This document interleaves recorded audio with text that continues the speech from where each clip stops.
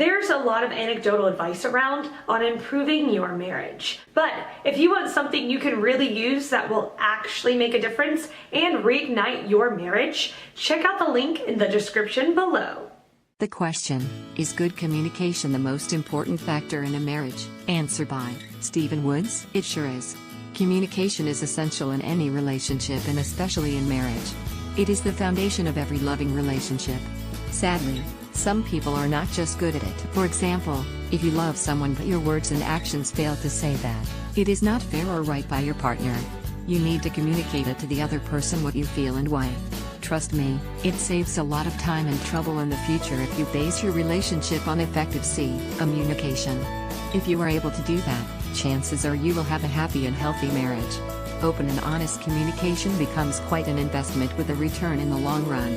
It means being there for one another whenever your partner needs you and then emotionally comforting them. Do not be afraid to tell your spouse how you feel and what you love about them at the same time. Do communicate when something is bothering you.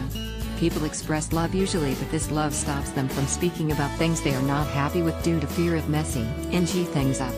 If your partner is doing something you are not particularly happy with and it disturbs you a lot, you being silent on the subject will allow that certain thing/action to continue. You need to remember that you need to do this in a warm and tactful manner, and this is not something that needs to be started all of a sudden.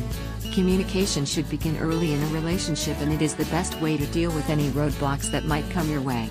Take for instance that someone loves you with all his heart but does not say it enough or show it enough, then you may never be able to know just how much or how deeply you are loved, right? Similarly, your spouse has been your rock and supported you in the toughest time of your life, but if you acknowledge their efforts to yourself but do not appreciate them or speak about it, that appreciation holds no value. When you express your love for your spouse, telling them how much you appreciate them, it makes them feel loved and also in touch with how you feel. Another important thing to remember is that communication does not necessarily mean verbal communication only. Nonverbal communication via body language, small gestures and actions are equally important to sustain a marriage or any loving relationship. Humans tend to say quite a lot with their bodies too. You need to pay attention that what signals your body posture and language is giving to your partner. If you are stiff, punched over or closed off while your spouse wants to have an important discussion with you, then it will make them feel that you are not open for conversation. You need to be careful as well as thoughtful so as to what your body language might make your spouse think and about how it expresses your feelings. Your body language should show your spouse that you have an open approach to whatever they are saying and willing to work through it too. When a relationship lacks effective communication, it can collapse. If one of the partner is not communicating and expressing their feelings, it makes the other one think from a different angle that could lead to negative impact to your relationship. When one does not share or communicate, it means that they are not shaking their lives. When one keeps things to themselves only, avoids any sort of serious conversation or argument, and would rather be alone than spending time with their partner, all of these combined can break a relationship. Now, this is not something that happens to all couples, but not being in a communicative relationship could lead your partner to seek someone else and build an emotional connection with them. No matter how much one curbs this need, if the relationship lacks openness and honesty that comes with communication, then a person is bound to look for it somewhere else. Answer by Doug Army. Through years of marriage, my wife and I have had some, shall we say, very animated conversations. Ones in which we communicated perhaps more clearly than appreciated. Early in our marriage, I felt a need when we clashed to hash it all out to the very end, so we could both state our positions clearly, so the other could see it. And obviously, once clear, she would appreciate the wisdom of my perspective. It didn't always work out exactly like that. Finally, somewhere in exhaustion, we'd both promised to try harder and mean it and be glad to stop arguing. Oh, and after the emotions calmed down, we'd make up.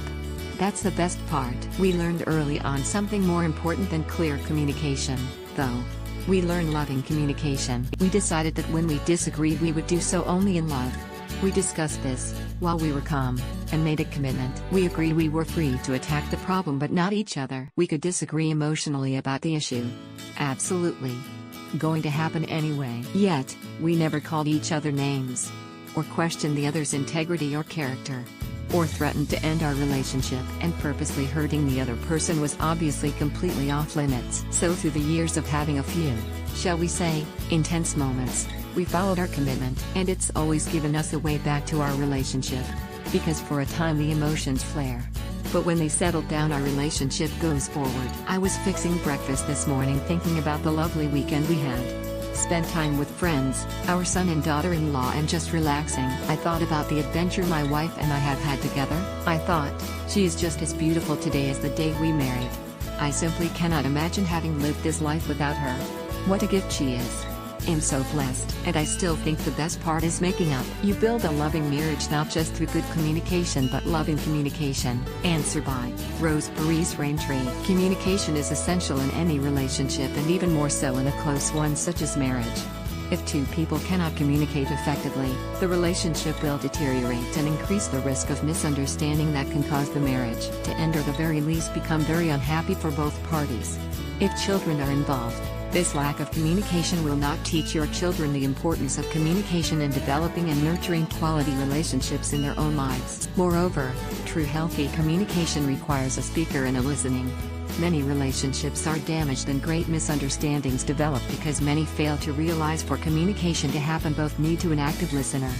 We often want to do all the talking. A and D can go away believing communication occurred, but if you are not truly listening, all that has occurred is you made a speech and do not know if it is understood or accepted, or some other thoughts and ideas may be important to your coming to a solution or a decision. I have been guilty in my own life in failing to actively listen at times, and as a result made mistakes or misjudged a situation.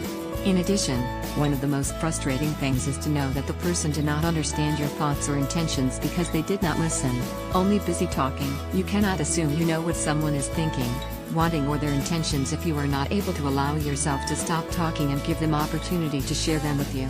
This is one-way communication and leads to never really knowing that person because you have not taken a step back and listened to them. I think of this about communication by something someone wisely said. If you do all the talking at all you have done is repeat what you already know. When you listen you make opportunity to learn something new. I think where poor communication leads to poor relationship connection is most apparent in marriages and between parents and adult children, who often decide they know what the other one wants without ever asking or truly listening. In my own life and in the lives of some I know and love, I have seen the destruction done to relationships by unhealthy poor communication. Believe me, the best thing you can do to ensure the health of any relationship is to learn how to communicate effectively. One talks and one listens, actively and respectively. You may not always agree, but real communication gives opportunity for both to grow in respect, trust and safety with another when they know they are being heard, and it opens the door for understanding and deepening of the relationship. If this is not happening, then we make assumptions, and I was taught early in my nursing student days the danger in making assumptions. I have included a link to a good article on how to connect through conversation, and there are others that will give insight to the importance of keeping a marriage relationship strong with healthy communication of paramount importance. Reconnect through meaningful conversation.